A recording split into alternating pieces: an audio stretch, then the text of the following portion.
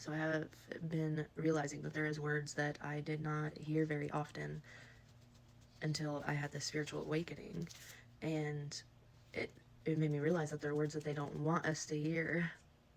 And now I hear them like pretty much every time I open TikTok and YouTube, because of the algorithms, of course, but it's like those were hidden from me. Like I never seen them until all of a sudden somebody I knew seen them and shared them with me.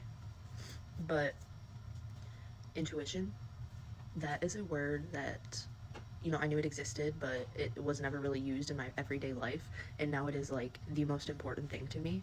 It is like a tool I believe we should be taught in school because it literally can help you get through life.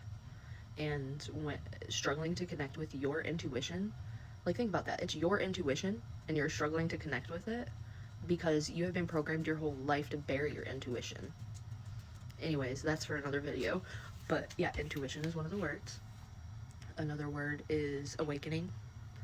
That's a word I've been hearing a lot because we are in a mass awakening and everybody, and I feel even, I don't know if it's just because I'm awoken now or what, but even nature feels more alive.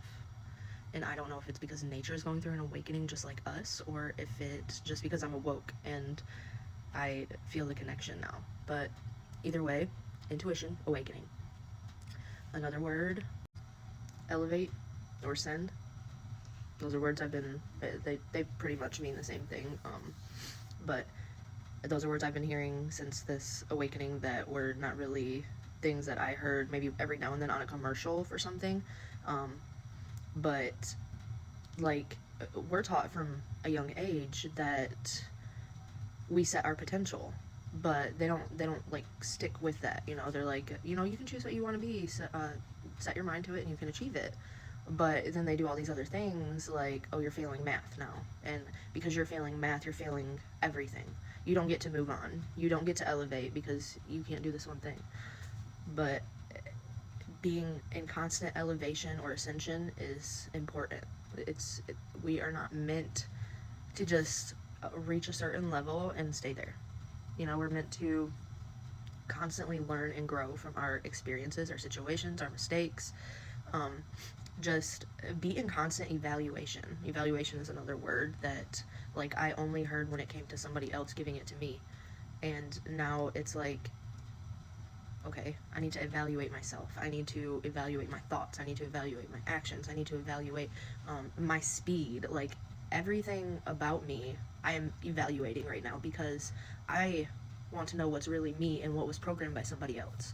Because I had such a break in connection from my intuition and I seeked out so much, and like I had to have the approval from other people, and when I disappointed people, it absolutely broke me. Like I was a child that you never had to hit. Never. Like I got one whooping my whole life, and all you had to do was tell me how disappointed you were in me, and it broke me. Like I'm literally starting to tear up now because like that's the last thing I want to do is disappoint the people who love me. And in this spiritual journey, I've realized how important it is to have that for yourself, to want to take control, do better, and reevaluate when things aren't working for you, and it's that's what we don't have in the system, in the society. Like you have to work the way Susie works or you're not going to succeed. And that's just not true, because you taking the initiative, you taking the action to change, you putting in the work, that is what will start to change everything around you. All of a sudden, you are receiving what you are putting out because it's coming from you and you're following your intuition and you're aligned with the universe. And when we are out of alignment with everything around us, we don't have that control because we are acting out of the past, or we are acting out of how somebody else wants us to act, and we are avoiding making decisions that our intuition is telling us because we've been told not to trust ourselves. We've been told like, oh, you can't even trust yourself. The only person you can trust is God, or the only thing or being you can trust is God. And it's like we lose that connection with ourselves because we're like, we don't trust you. And that is the most important thing, is to trust yourself, to know with all the voices in your head, all the different programming, you know, you choose what stays and what goes. You choose um, how to apply the thoughts in your head to your life to go towards your success.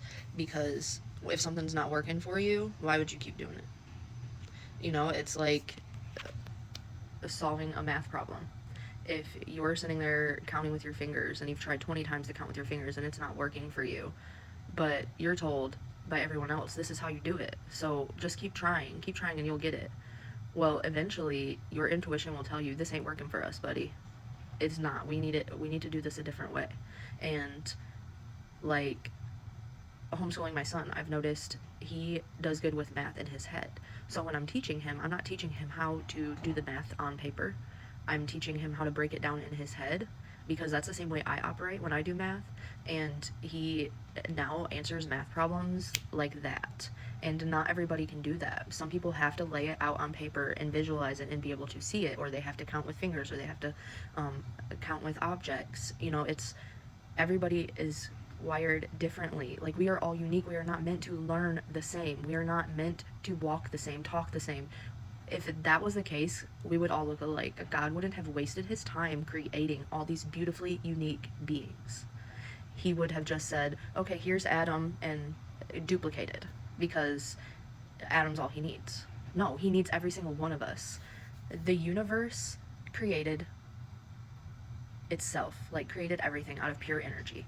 And there is like energy that branches off and becomes its own energy. And that is what our souls are. That is what we are. And when we branch off, we still have that connection, but we have the ability to create our own energy. And what is energy? Everything. So I just realized I'm at 9 minutes and 21 seconds.